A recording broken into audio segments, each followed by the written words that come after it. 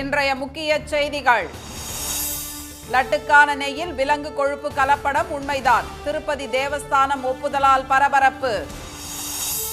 மத்திய அரசு எழுதிய 4 கடிதங்களுக்கு தமிழ்நாடு அரசு சார்பில் தக்க பதில். நீட் விலக்கு தரும் சூழல் நிச்சயம் ஏற்படும் என அமைச்சர் ரகுபதி உறுதி. மாநில நீதிமன்றங்கள் மீது நம்பிக்கை இல்லை என சொல்வதா? சிபிஐக்கு உச்சநீதிமன்றம் கடும் கண்டனம்.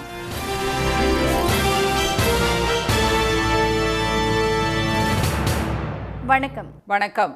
திருப்பதி லட்டு தயாரிக்க பயன்படுத்தும் நெய்யில் விலங்குகளின் கொழுப்பு கலந்திருப்பது உண்மைதான் என்று தேவஸ்தான செயல் அலுவலர் திருமதி ஷியாமலா ராவ் தெரிவித்துள்ள நிலையில் தமது ஆட்சி காலத்தில் முறைகேடு நடக்கவில்லை என்று திரு ஜெகன்மோகன் விளக்கம் அளித்துள்ளார். அவரது தலைமையிலான ஒய்எஸ்ஆர் காங்கிரஸ் ஆட்சியில் விலங்குகளின் கொழுப்பு கலப்படம் செய்யப்பட்ட நெய் லட்டு தயாரிக்க பயன்படுத்தப்பட்டதாக முதலமைச்சர் திரு சந்திரபாபு நாயுடு குற்றம் சாட்டியிருந்தார். குஜராத்தில் உள்ள ஆய்வு மையத்தில் நடத்தப்பட்ட பரிசோதனையை தொடர்ந்து மீன் எண்ணெய், மாட்டிறைச்சி, பன்றி கொழுப்பு உள்ளிட்டவை நெய்யில் கலப்படம் செய்யப்பட்டிருப்பதாக அறிக்கை வெளியிடப்பட்டது. பெரும் சர்ச்சையை ஏற்படுத்தியுள்ள இந்த விவகாரம் குறித்து செய்தியாளர்களிடம் இன்று பேசிய தேவஸ்தான செயல் அலுவலர் திரு ஷியாமலா ராவ், திருப்பதியில் போதுமான ஆய்வக வசதி இல்லாததால் கலப்படத்தை கண்டறிய முடியவில்லை என்றார். பாமாயில், மாட்டு கொழுப்பு, பன்றி கொழுப்பு, மீன் எண்ணெய் உள்ளிட்டவை நெய்யில் கலந்திருப்பது உண்மை என்ற அவர், எதிர்காலத்தில் இதுபோன்ற தவறுகள் நடைபெறாத வகையில் தர கட்டுப்பாடு பின்பற்றப்படும் என்று உறுதியளித்தார். వెంటనే సప్లైస్ అన్ని ఆఫ్ చేయడం, తర్వాత వాళ్ళు బ్లాక్ లిస్టింగ్ ప్రొసీజర్ ఇనిషియేట్ చేయడం జరిగింది. తర్వాత పెనాల్టీస్కి ప్రొసీజర్ ఇనిషియేట్ చేయడం జరుగుతుంది. అది లీగల్ ప్రాసెస్ అనేది ఇప్పుడు జరుగుతుంది. తర్వాత ఫ్యూచర్లో ఇలాంటివి జరగకుండా ఉండాలంటే ఏమి చర్యలు తీసుకోవాలి? ஆனால் ஆட்சிக்கு வந்து சில மாதங்களிலேயே அனைத்து வகையிலும் தோல்வியடைந்துள்ள திரு சந்திரபாபு நாயுடு பிரச்சினைகளை திசை திருப்ப பொய் பிரச்சாரம் செய்வதாக திரு ஜெகன்மோகன் ரெட்டி குற்றம் சாட்டியுள்ளார். லட்டுக்கான நெய் கொள்முதல் ஆன்லைன் டெண்டர் மூலம் மட்டுமே நடப்பதாகவும், விநியோகிக்கும் நிறுவனம் தேசிய தர வாரியத்தின் சான்றிதழ் மற்றும் தர சான்றிதழ் பெறுவது கட்டாயம் என்று அவர் விளக்கம் அளித்தார். 6 மாதங்களுக்கு ஒருமுறை டெண்டர் விடப்படும் என்றும், காலங்காலமாக இருக்கும் இந்த நடைமுறையில் எந்த மாற்றமும் செய்யவில்லை என்றும் திரு ஜெகன்மோகன் విளకం అளிతారు. టీటీడీ ఆ ప్రతి వెహికల్లో నుంచి 3 శాంపుల్స్ తీసి ఆ శాంపుల్స్ పాస్ అవుతేనే నీకు లోపలికి పోయేదానికి పర్మిషన్ ఇస్తూ టీటీడీలో లడ్లు తయారు చేయడానికి ఉపయోగపెట్టే పరిస్థితి ఉంది అని చెప్పి తెలిసినప్పుడు, ఇంత గొప్ప ప్రాక్టీస్ ఉన్నప్పుడు, ఇంత గొప్ప పరిస్థితి ఉన్నప్పుడు క్రెడిట్ తీసుకోవాల్సింది పోయి మనం ఏం చేస్తా ఉన్నాము? மத விவகாரத்தில் தெலுங்கு தேசம் கட்சி அரசியல் செய்வதாக குற்றம் சாட்டிய திரு ஜெகன்மோகன், திரு சந்திரபாபு ஆட்சியில் இருந்தபோது 15 முறையும், தமது ஆட்சி காலத்தில் 18 முறையும் தரக்குறைவான நெய் நிராகரிக்கப்பட்டதாகவும் தெரிவித்தார். இந்நிலையில் நெய்யில் கலப்படம் இருப்பது குறித்து பல ஆண்டுகளுக்கு முன்பே தேவஸ்தான தலைவரிடம் முறையிட்டதாக முன்னாள் தலைமை அர்ச்சகர் ரமண தீட்சிதலு கூறியுள்ளார். ஆனால் அதிகாரிகள் அதை பற்றி கவலைப்படவில்லை என்றும், தற்போதைய அரசு இந்த விவகாரத்தில் நடவடிக்கை எடுத்துள்ளதாகவும் அவர் தெரிவித்தார். லட்டு விவகாரம் தொடர்பாக ஆந்திர அரசிடம் மத்திய சுகாதார அமைச்சர் திரு ஜே.பி. நட்டா அறிக்கை கேட்டுள்ள நிலையில் சிபிஐ விசாரணைக்கு உத்தரவிட கோரி ஆந்திர மாநில காங்கிரஸ் தலைவர் திருமதி ஒய்.எஸ். ஷர்மிளா உள்துறை அமைச்சர் திரு அமித்ஷாவுக்கு கடிதம் எழுதியுள்ளார். தமிழகத்துக்கு நீட் விலக்கு ஏன் தேவை என்று 4 முறை கடிதம் எழுதிய மத்திய அரசுக்கு தமிழக அரசு அளித்துள்ள பதில்கள் மூலம் நீட் விலக்கு தர வேண்டிய சூழல் நிச்சயம் ஏற்படும் என்று சட்ட அமைச்சர் திரு ரகுபதி தெரிவித்துள்ளார். சென்னை தலைமைச் செயலகத்தில் முதுநிலை சட்டப்படிப்பில் சேர தேர்வாகியுள்ள மாணவர்களுக்கு ஒதுக்கீட்டு ஆணைகளை இன்று அவர் வழங்கினார். பின்னர் செய்தியாளர்களை சந்தித்த திரு ரகுபதி, நீட் தேர்வை பல மாநிலங்கள் ஏற்றுள்ள போதும் தமிழகம் மட்டும் விலக்கு கேட்பது ஏன் என்று மத்திய அரசு கேட்டுள்ளதாக தெரிவித்தார். நீட் தேர்வு இல்லை என்றால் கல்வித்தரம் குறைந்துவிடும் என்றும், நீட் மூலம் மருத்துவ மாணவர் சேர்க்கை நடந்தால்தான் கல்வித்தரம் உயர்வாக இருக்கும் என்றும் மத்திய அரசு கடிதத்தில் குறிப்பிட்டிருப்பதாக அவர் கூறினார்.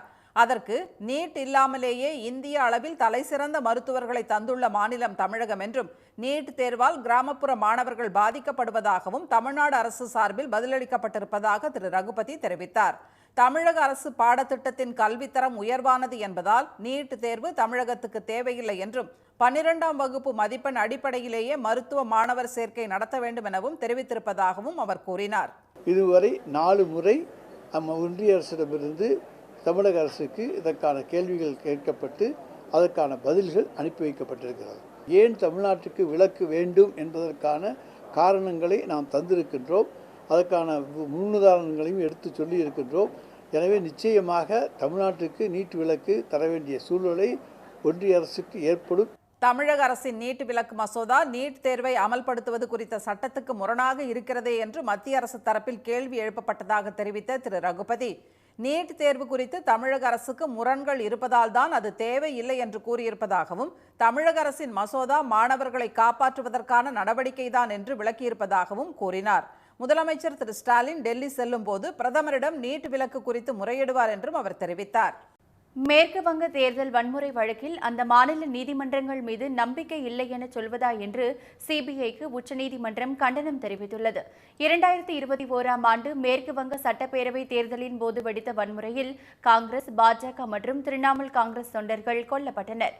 வாக்குப்பதிவு முடிந்த பின்னரும் கலவரம் நடந்தது தொடர்பாக அம்மாநில அரசியல் கட்சிகள் பரஸ்பரம் குற்றம் சாட்டின. இந்த வன்முறை சம்பவங்கள் குறித்து விசாரித்த சிபிஐ, மேற்கு வங்கத்தில் இந்த வழக்குகளை விசாரிக்க சரியான சூழல் இல்லை என்றும், விசாரணை நியாயமாக நடைபெறுமா என்ற சந்தேகம் ஏற்பட்டுள்ளதாகவும் கூறி வழக்குகளை வேறு மாநிலத்திற்கு மாற்றக் கோரி உச்சநீதிமன்றத்தில் மனு தாக்கல் செய்தது. இந்த மனுவை இன்று விசாரித்த நீதிபதிகள் திரு அபய் ஓஹா, திரு பங்கஜ் மித்தல் ஆகியோர் சிபிஐயின் கோரிக்கை மிகவும் துரதிருஷ்டவசமானது என்று கடும் கண்டனம் தெரிவித்தனர். சிபிஐயின் நடவடிக்கை நீதிமன்றங்களின் மீதான சாமானியர்களின் நம்பிக்கையை குலைப்பதாக தெரிவித்த அவர்கள், ஒரு மாநிலத்தில் உள்ள ஒட்டுமொத்த நீதிமன்றங்களையும் மத்திய அரசின் விசாரணை அமைப்பு சந்தேகிப்பதை ஏற்க முடியாது என கூறினர். சிபிஐயின் இந்த வாதம் நீதிமன்றங்களை அவமதிப்பது போன்றதாகும் என்ற நீதிபதிகள், இதற்காக சிபிஐ அதிகாரிகள் மீது அவமதிப்பு வழக்கு தொடரலாம் என்றும் குறிப்பிட்டனர். நீதிபதிகளின் கண்டனத்தை அடுத்து மத்திய அரசின் கூடுதல் சொலிசிட்டர் ஜெனரல் விளக்கம் அளிக்க முற்பட்ட போது அதனை நிராகரித்த நீதிபதிகள், இதற்காக சிபிஐ அதிகாரிகள் மன்னிப்பு கேட்க வேண்டும் என்று கூறினர். உச்சநீதிமன்றத்தின் கண்டனத்தை அடுத்து வேறு மாநிலத்திற்கு வழக்கு விசாரணையை மாற்றக் கோரும் மனுவை சிபிஐ திரும்ப பெற்றுக் கொண்டது. வீடுகள் மற்றும் நிறுவனங்களில் சேகரிக்கப்படும் மக்கும் குப்பைகளை இயற்கை உரமாக மறுசுழற்சி செய்து விவசாயிகளுக்கு இலவசமாக திருப்பூர் மாநகராட்சி வழங்குவது வரவேற்பை பெற்றுள்ளது. பின்னலாடை தொழிலுக்கு புகழ்பெற்ற திருப்பூரில் மாநகராட்சி பகுதியில் மட்டும் 10 லட்சத்திற்கும் அதிகமானவர்கள் வசித்து வருகின்றனர். தினமும் 600 டன் வரை குப்பைகள் சேகரிக்கப்படும் திருப்பூரில் திடக்கழிவு மேலாண்மை என்பது மிகவும் சவாலான பணியாக இருந்து வந்தது. இந்நிலையில் 60 வார்டுகளில் தினந்தோறும் தூய்மை பணியாளர்கள் மூலம் குப்பைகளை சேகரிக்கும் திருப்பூர் மாநகராட்சி நிர்வாகம் அந்த குப்பைகளை தென்னம்பாளையம் உள்ளிட்ட பல்வேறு பகுதிகளில் உள்ள நுண் உரமாக்கும் மையங்களுக்கு கொண்டு சென்று உரமாக மாற்றி வருகிறது. 790 டன் சேகரிக்கப்படுகின்ற குப்பையானது மக்கும் குப்பை, மக்காத குப்பை என்று தரம் பிரிக்கப்பட்டு சேகரிக்கப்படுகின்ற மக்கும் குப்பை திருப்பூர் மாநகராட்சியில் அமையப்பெற்றிருக்கக்கூடிய 79 மைக்ரோ காம்போசிட் சென்டர்களில் குப்பைகள் உரமாக மாற்றப்பட்டு விவசாயிகளுக்கு இலவசமாக வழங்கப்பட்டு வருகின்றது. காய்கறிகள், பழங்கள், மீதமாகும் உணவுகள், பழத்தோல்கள், செடி கொடி உள்ளிட்டவை மக்கும் குப்பைகளாக தரம் பிரிக்கப்பட்டு அவை இயந்திரம் மூலம் சிறு துகள்களாக வெட்டப்பட்டு 42 நாட்களுக்கு தொட்டிகளில் உலர வைக்கப்பட்டு உரமாக தயாரிக்கப்படுகின்றன. இவை விவசாயிகளுக்கு இலவசமாக வழங்கப்படுகின்றன. பிளாஸ்டிக் போன்ற மக்காத குப்பைகள் இயந்திரங்களில் செறிவூட்டப்பட்டு சிமெண்ட் ஆலைகள், டைல்ஸ் நிறுவனங்களுக்கு அனுப்பப்படுகின்றன. தொட்டியில் வந்துட்டு இப்போ இன்னைக்கு அந்த வர்றதை 1, 2, 3ன்னு சொல்லிட்டு 14 டேஸ் கண்டினியூஸாக வந்துட்டு போடுவோம் சார். அடுத்து 14 டேஸ் முடிஞ்சதுக்கப்புறம் அது 1ஆம் நம்பர்லேருந்து கிட்டத்தட்ட 3 ரவுண்டு இஎம் சொல்யூஷன் அப்ளை பண்ணி ப்ராசஸ் பண்ணுவோம் சார். மொத்தம் வந்துட்டு 40 டேஸில் வந்துட்டு அது உரமாக மாறிடும். உரமாக மாறினதுக்கப்புறம் ஃபார்மர்ஸ்க்கு நாங்கள் வந்துட்டு எடுத்து கொடுத்துருவோம் சார். திடக்கழிவு மேலாண்மை திட்டத்தால் குடியிருப்பு பகுதிகளிலிருந்து விரைவாக குப்பைகள் சேகரிக்கப்படுவதால் திருப்பூரில் குப்பைகள் தேக்கமடைவதில்லை. அந்த வகையில் இத்திட்டத்தால் சுகாதாரம் மற்றும் சுற்றுச்சூழல் பேணப்படுவதுடன் விவசாயிகளும் பயனடைந்து வருவதாக மாநகராட்சி அதிகாரிகள் தெரிவித்தனர். தமிழக மீனவர் பிரச்சினைக்கு தீர்வு காண வலியுறுத்தி ஆளுநர் அலுவலகத்தை முற்றுகையிடப் போவதாக மார்க்சிஸ்ட் கம்யூனிஸ்ட் கட்சியின் மாநில செயலாளர் திரு கே பாலகிருஷ்ணன் தெரிவித்துள்ளார். இலங்கை கடற்படையால் கைது செய்யப்பட்ட மீனவர்களையும் பறிமுதல் செய்யப்பட்ட படகுகளையும் விடுவிக்க கோரி ராமேஸ்வரத்தில் மார்க்சிஸ்ட் கம்யூனிஸ்ட் சார்பில் ஆர்ப்பாட்டம் நடைபெற்றது. மீனவர்களின் வாழ்வாதாரத்தை பாதுகாக்க வேண்டும், இலங்கை அரசு வசமுள்ள படகுகளுக்கு இழப்பீடு வழங்க வேண்டும் என்பன உள்ளிட்ட கோரிக்கைகள் வலியுறுத்தப்பட்டன. பின்னர் செய்தியாளர்களிடம் பேசிய திரு கே பாலகிருஷ்ணன், இலங்கை கடற்படையின் தொடர் அராஜகத்தால் தமிழக மீனவர்கள் பாதிக்கப்பட்டு வருவதாக குற்றம் சாட்டினார். தமிழகத்தில் இருக்கிற 40 நாடாளுமன்ற உறுப்பினர்களையும் சந்தித்து உடனடியாக இந்த பிரச்சனையை மத்திய நாடாளுமன்றத்தில் எழுப்ப வேண்டும்.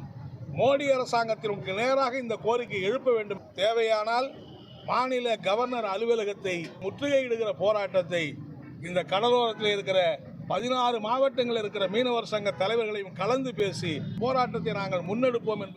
மீனவர்களை பாதுகாக்க சுண்டு விரலை கூட அசைக்காத மோடி அரசு இலங்கை கடற்படையால் சேதமடைந்த படகுகளுக்கு சல்லி காசு கூட நிவாரணம் வழங்காமல் அலட்சியப்படுத்தி வருவதாகவும் திரு கே பாலகிருஷ்ணன் குற்றம் சாட்டினார். இனி வருவது செய்தி துளிகள். இலங்கையில் புதிய அதிபரை தேர்வு செய்வதற்கான தேர்தல் பெரும் எதிர்பார்ப்புகளுக்கிடையே நாளை நடைபெறுகிறது. தற்போதைய அதிபர் ரணில் விக்ரமசிங்கேவின் பதவிக்காலம் நவம்பர் மாதத்துடன் முடிவடைகிறது. அதிபர் தேர்தலில் ரணில் விக்ரமசிங்கே, சஜித் பிரேமதாசா, அனுரகுமார திசாநாயக்க, அரியநேந்திரன், நாமல் ராஜபக்சே உள்ளிட்ட 38 வேட்பாளர்கள் போட்டியிடுகின்றனர். 1,70,00,000 பேர் வாக்களிக்க உள்ளனர். உச்சநீதிமன்றத்தின் யூடியூப் பக்கம் ஹேக் செய்யப்பட்ட சம்பவம் அதிர்ச்சியை ஏற்படுத்தியுள்ளது. ரிப்பல் என்ற பெயரில் உச்சநீதிமன்ற யூடியூப் பக்கத்தை ஹேக் செய்த மர்ம நபர்கள் அதில் கிரிப்டோ கரன்சி தொடர்பான நேரலை வீடியோவை பகிர்ந்துள்ளனர். உச்சநீதிமன்றத்தால் வழங்கப்பட்டுள்ள சிறப்பு வாய்ந்த தீர்ப்புகளின் வீடியோக்கள் மற்றும் தினசரி வழக்கு விசாரணை வீடியோக்கள் அனைத்தும் நீக்கப்பட்டுள்ள நிலையில் முடக்கப்பட்ட யூடியூப் பக்கத்தை மீட்கும் பணியில் தொழில்நுட்ப வல்லுநர்கள் ஈடுபட்டுள்ளனர். பெங்களூருவில் இஸ்லாமியர்கள் அதிகம் வசிக்கும் பகுதிகளை பாகிஸ்தான் என்று கர்நாடக உயர்நீதிமன்ற நீதிபதி ஸ்ரீஷானந்தா வர்ணித்திருப்பதற்கு கண்டனம் தெரிவித்துள்ள உச்சநீதிமன்றம் இது தொடர்பாக உயர்நீதிமன்ற பதிவாளர் அறிக்கை தாக்கல் செய்ய உத்தரவிட்டுள்ளது. இதே நீதிபதி ஒரு வழக்கு விசாரணையின் போது பெண் வழக்கறிஞரிடம் உள்ளாடை குறித்து பேசியதற்கும் கண்டனம் தெரிவித்துள்ள தலைமை நீதிபதி அமர்வு அது குறித்தும் 2 நாட்களுக்குள் அறிக்கை தாக்கல் செய்ய உத்தரவிட்டது. நீதிமன்ற நடவடிக்கைகளின் போது நீதிபதிகள் என்ன பேச வேண்டும் என்பது குறித்து வழிகாட்டு நெறிமுறைகளை உருவாக்க வேண்டிய தேவை ஏற்பட்டிருப்பதாக தலைமை நீதிபதி அமர்வு கூறியுள்ளது. நக்சலைட்டுகள் வன்முறையை கைவிட்டு ஆயுதங்களை ஒப்படைத்து சரணடையாவிட்டால் அவர்களை ஒடுக்க தீவிர நடவடிக்கை எடுக்கப்படும் என்று உள்துறை அமைச்சர் திரு அமித்ஷா தெரிவித்துள்ளார். சத்தீஸ்கரில் மாவோயிஸ்ட் தாக்குதலால் பாதிக்கப்பட்ட 55 பேரை டெல்லியில் தமது இல்லத்தில் சந்தித்து பேசிய அவர் நக்சலைட் வன்முறை மற்றும் சித்தாந்தத்தை துடைத்தெறிய பிரதமர் திரு மோடி முடிவெடுத்திருப்பதாக கூறினார். 2026 ஆண்டு மார்ச் 31 தேதியுடன் நக்சலைட்டுகளின் சுவாசம் நிறுத்தப்படும் என்றும் திரு அமித்ஷா தெரிவித்தார். பள்ளி கல்லூரிகளில் பயிலும் மாற்றுத்திறனாளி மாணவர்களுக்கான கல்வி உதவித்தொகையை 2 மடங்காக தமிழக அரசு உயர்த்தியுள்ளது. 1 முதல் 5ஆம் வகுப்பு வரை படிக்கும் மாணவர்களுக்கு உதவித்தொகை 2000 ரூபாயாகவும், 6 முதல் 8ஆம் வகுப்பு வரை 6000 ரூபாயாகவும், 9 முதல் 12ஆம் வகுப்பு வரையிலான மாணவர்களுக்கு 8000 ரூபாயாகவும் உயர்த்தி வழங்க முதலமைச்சர் திரு மு க ஸ்டாலின் உத்தரவிட்டுள்ளார். ஆராய்ச்சி படிப்பில் ஈடுபடும் மாற்றுத்திறனாளிகளுக்கு 1 லட்சம் ரூபாய் உதவித்தொகையாக வழங்கப்படும் என்று அறிவிக்கப்பட்டுள்ளது. பெங்களூர் ராஜராஜேஸ்வரி நகர் பாஜக சட்டப்பேரவை உறுப்பினர் திரு முனிரத்னா பரப்பன அக்ரஹாரா சிறையிலிருந்து ஜாமீனில் இன்று வெளிவந்தவுடனே பாலியல் பலாத்கார வழக்கில் ராமநகரா மாவட்ட காவல்துறையால் கைது செய்யப்பட்டார். அவர் தன்னை பலமுறை பலாத்காரம் செய்ததாக சமூக சேவகி ஒருவர் புகார் அளித்திருந்தார். ஒப்பந்ததாரரிடம் லஞ்சம் கேட்டபோது அவரது மனைவியின் சாதி குறித்து பேசியதாக அளிக்கப்பட்ட புகாரில் திரு முனிரத்னா கடந்த 16ஆம் தேதி கைது செய்யப்பட்டிருந்தார்.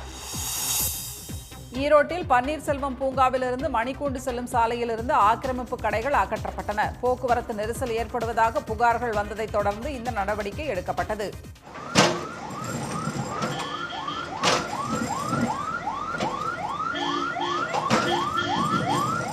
கும்பகோணம் எள்ளுக்குட்டையில் ஆக்கிரமித்து கட்டப்பட்டிருந்த 34 வீடுகள் இடித்து தரைமட்டமாக்கப்பட்டன. நீர்நிலை, புறம்போக்கு பகுதிகளில் உள்ள ஆக்கிரமிப்பு கட்டடங்களை அகற்ற நீதிமன்றம் உத்தரவிட்டதை அடுத்து கும்பகோணத்தில் கடந்த வாரத்தில் மட்டும் 200க்கும் மேற்பட்ட வீடுகள் இடிக்கப்பட்டன.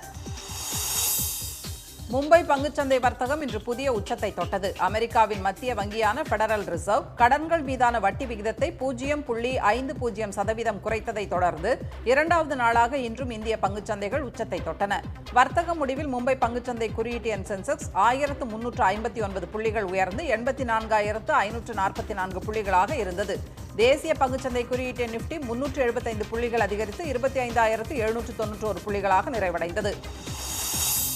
சென்னையில் இன்று ஆபரண தங்கத்தின் விலை சவரனுக்கு 480 ரூபாய் உயர்ந்து 1 சவரன் 55,080 ரூபாயாகவும், கிராம் 6,885 ரூபாயாகவும் உள்ளது. வெள்ளி விலை கிராமுக்கு 1 ரூபாய் 50 காசுகள் அதிகரித்து 1 கிராம் 97 ரூபாய் 50 காசுகளாக உள்ளது. மீண்டும் இன்றைய முக்கிய செய்திகள். பிரசாத லட்டுக்கான நெய்யில் விலங்குகளின் கொழுப்பு கலந்திருப்பது உண்மைதான் என திருப்பதி தேவஸ்தானம் தெரிவித்ததால் பரபரப்பு ஏற்பட்டுள்ளது. மத்திய அரசின் 4 கடிதங்களுக்கு தமிழக அரசு உரிய பதில் அளித்துள்ளதால் நீட் விலக்கு தர வேண்டிய சூழல் நிச்சயம் ஏற்படும் என்று அமைச்சர் ரகுபதி தெரிவித்துள்ளார். இத்துடன் இந்த செய்திகள் நிறைவடைகின்றன. மீண்டும் சன் டிவியில் செய்திகள் காலை 7:30 மணிக்கு. செய்திகளை உடனுக்குடன் தெரிந்து கொள்ள QR கோடை ஸ்கேன் செய்து சன் நியூஸ் வாட்ஸ்அப் சேனலில் இணைந்திருங்கள். வணக்கம்.